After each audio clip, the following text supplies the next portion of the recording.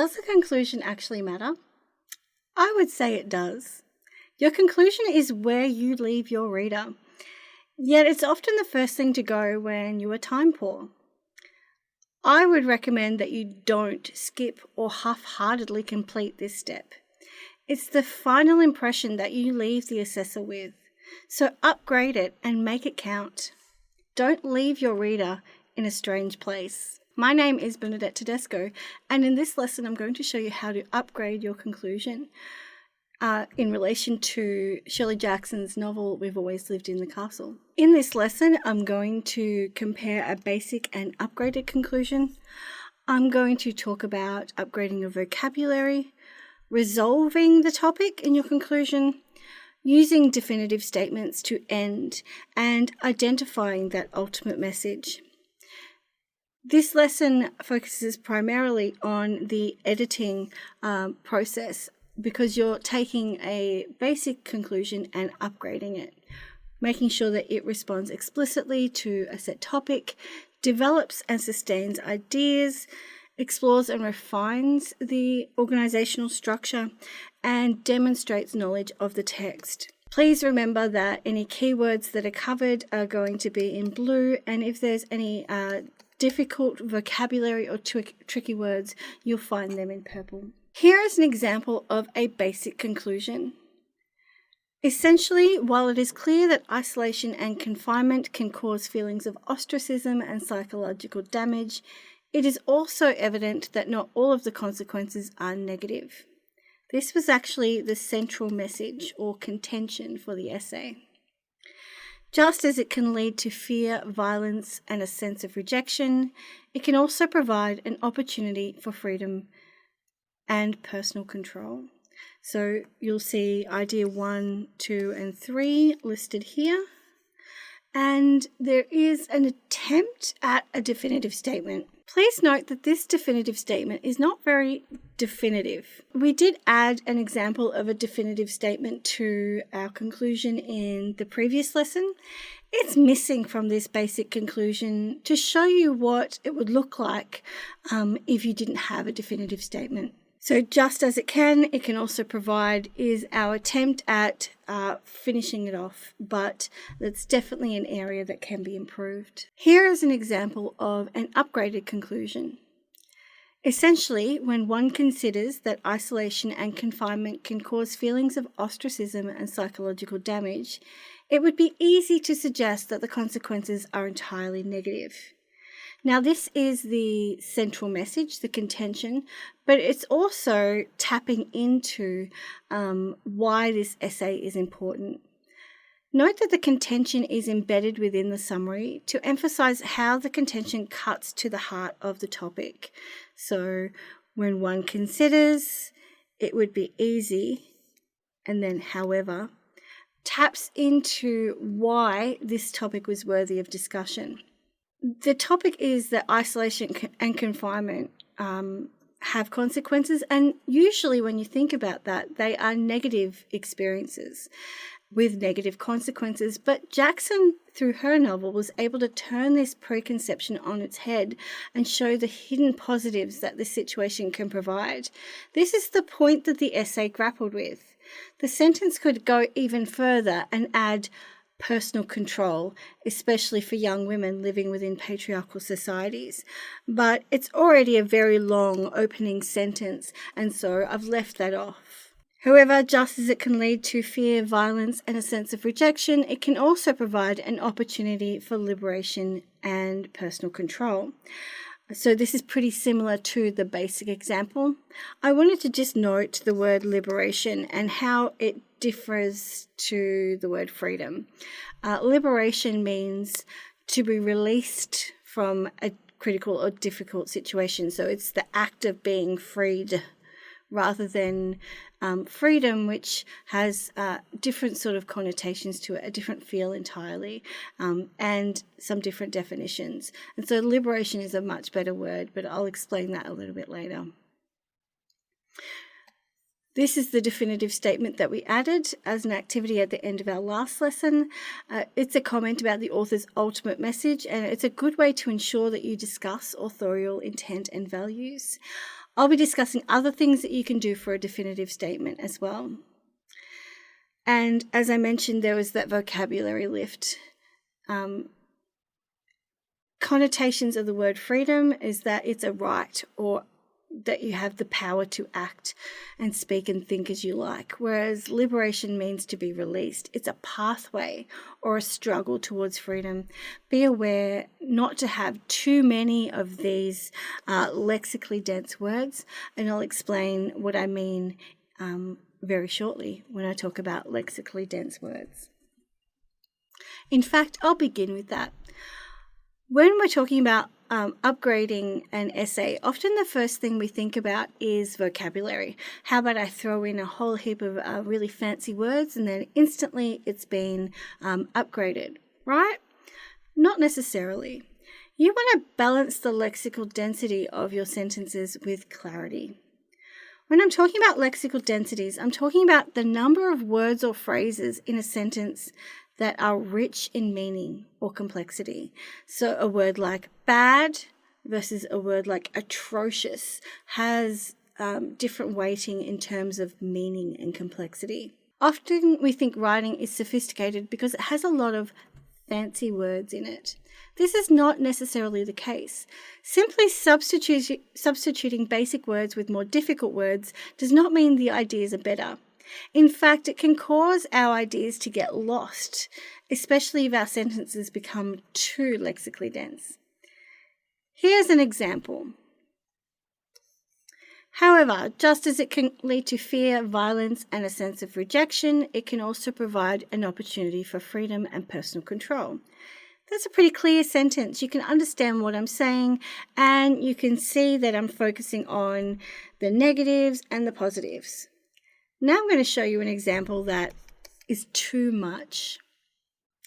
Notwithstanding, in its essence, while it may precipitate trepidation, aggression, and a sentiment of alienation, it can currently offers a prospect for liberation and individual agency. See, it's a bit too much. Most of you probably tuned out after notwithstanding in its essence, because it was trying to condense too many meanings into every single word. You find the balance between lexical density and clarity by just focusing on the keywords. So instead of changing the word however, which isn't really a keyword, you want to focus on the words that have really strong meaning within the existing sentence. The keywords contain the idea that we are trying to explain. Being precise with these keywords makes sense. In our good example, the key ideas are bolded below. However, just as it can lead to fear, violence, and a sense of rejection, it can also provide an opportunity for freedom and personal control. Every other word in that sentence doesn't have to be upgraded. And in fact, we don't have to upgrade all of those key words. So we might just substitute some of these precise words. Remember, you don't have to replace them all. Just replace the ones that would benefit from being more precise. And precise is the important thing there. You want a word that says exactly what you're trying to say. Please have a go at this multiple choice activity. Which word would be a more precise substitute for control within the following sentence? However, just as it can lead to fear, violence, and a sense of rejection, it can also provide an opportunity for freedom and personal control. You might have to look up some of the meanings of these words, but you'll hopefully find the one that is most precise. Please note that in this sentence it's talking about personal control. So when you're looking up the definitions, you want to think about personal agency, personal supremacy, personal sovereignty, and personal power. And that will change some of the definitions that pop up for you in your search. Okay, so hopefully you were able to identify agency as the most precise substitute. It wouldn't have been supremacy because Personal supremacy suggests that you have more control, more self-control than other people. It's more related to your connection to others. Sovereignty has a similar connotation, but personal sovereignty is more about control over your body. Personal power, I wouldn't say that power would actually be an upgrade to control. So control actually sounds better than power. They're both pretty simple in terms of what they mean. Agency, personal agency, actually means having control over your choices and over your situation in life. And so agency fits what we're trying to say about their control over the way that they think and the way that they lead their lives, the choices that they make in their life. And so it's the most appropriate one. Now I'd like to talk about upgrading the way that you resolve the topic. By now you have thoroughly unpacked, explored and justified your ideas in the body of your essay, so throughout the body paragraphs. But now those ideas need to be closed off.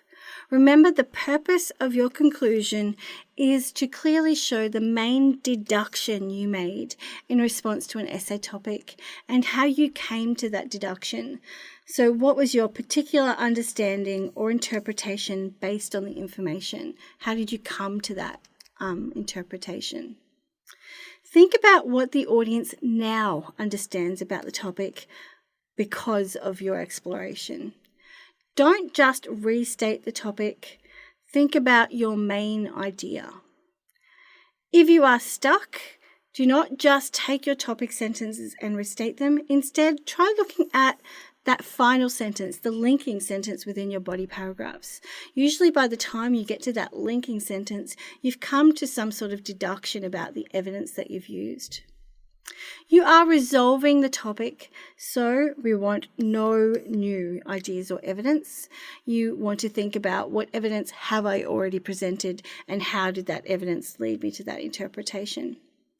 There needs to be a sense of finality with your ideas in the conclusion. What I want you to do now is I want you to have a go at reading the sentences provided and determine whether each one closes off an idea and would therefore belong in a conclusion. Fill in the table with the sentences to complete the activity. So you would drag and drop whichever statement, whether it does close off an idea or it doesn't, yes or no. Good luck.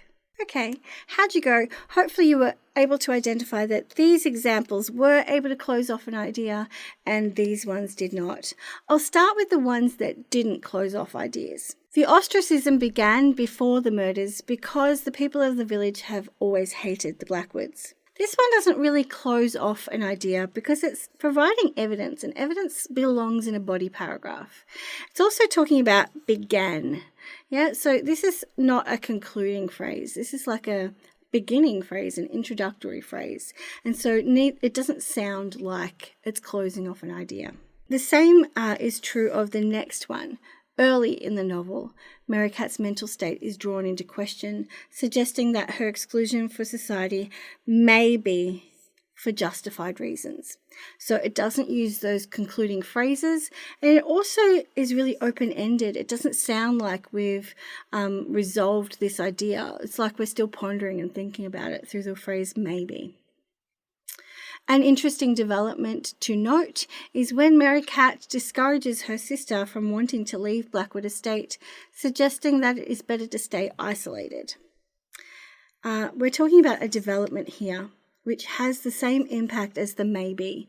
We want to talk about something that is resolved, closed off, not something that is still being explored. It's also talking about a specific example here that doesn't necessarily feel like we've resolved it. It feels like we're adding new information in. These ones, however, do have that concluding sense because they use words like ultimately and essentially. Yeah, it also uses a lot of past tense things like used and provided. Yeah, these feel like final statements. And it also says things like deliberately cause a feeling. We have come to a deduction based on what we've explored, rather than we're still trying to come to a deduction. So these examples do close off our ideas, whereas these ones aren't quite finished. They feel like they're beginning, or they're still in the middle of exploring the idea. I'm now going to talk about how to upgrade your conclusions by writing those definitive statements. These are the sentences we use at the end of our conclusion, and they are often the hardest to write. You want to leave a lasting impression while making the essay feel complete. There are a number of ways you can do this. You could put your contention, rewritten in an assertive way, as your final sentence. You could write a general statement about the overall text. You could end with a relevant quote that doesn't need any explanation. Or you can end with the authorial intent, the author's ultimate message. And I actually think that this is the best way to do it. I think this is the best way because I like to put the contention at the start of my conclusion rather than at the end. I also feel like a general statement can accidentally slip into a review, like the text does this really well, or Jackson is brilliant. We're not reviewing a text, we're analysing it, and so a general statement can be tricky to do without reviewing the text.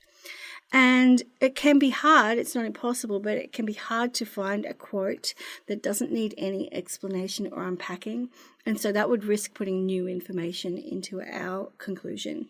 That's why the authorial intent is my preference. I feel like saying what the author's ultimate message is a really good mic drop moment, like ending our essay on that point in a really strong way. So how do you identify the ultimate message? You want to consider what Jackson wants to leave us with. How does she want to leave the audience thinking or feeling? Ending with the author's ultimate message is effective because it gives you an extra opportunity to demonstrate that you understand how and why the author has constructed meaning. It also helps to return to the overall reason why the essay topic is worthy of discussion. Things to think about to help you identify the ultimate message could be: what has the text added to the conversation? What did it say that was different or new? What lessons can the 1962 audience take from Jackson? You want to consider the historical context and the societal values. Consider how the novel ends. Think about those character arcs, the resolution to the central conflict. What does this reveal about the author's intended message? And in this case, our text ends with Merricat declaring that they are so happy. They've been entirely trapped within their house now, but they are so happy. And what does that suggest about the way that the characters feel about their isolation and confinement? And what does that hint about the message Jackson is trying to tell us about isolation and confinement? Often, the ending of the text reveals the intended message. You could also think about the novel's tone, atmosphere, and emotional impact. What lasting impression does it leave the reader with? What are you thinking about long after you've finished reading the novel, and especially in relation to the essay topic? Note that the upgraded conclusion provides the answers to question 1, 2, and 3. So the upgraded example that we use tells us what is added to the conversation.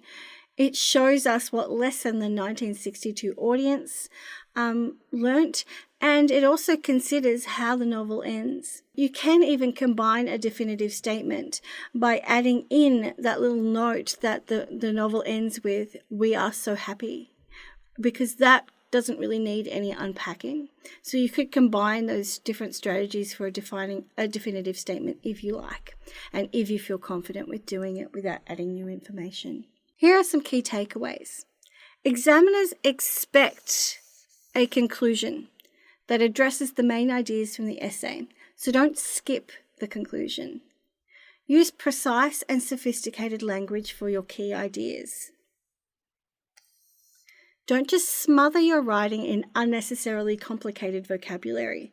Look at just the key words that you want to make really precise through your word choices. Resolve your ideas and arguments and do not include new information. And leave your readers with a sophisticated, lasting impression. Whether you end with your contention, a relevant quote, or authorial intent, make it count.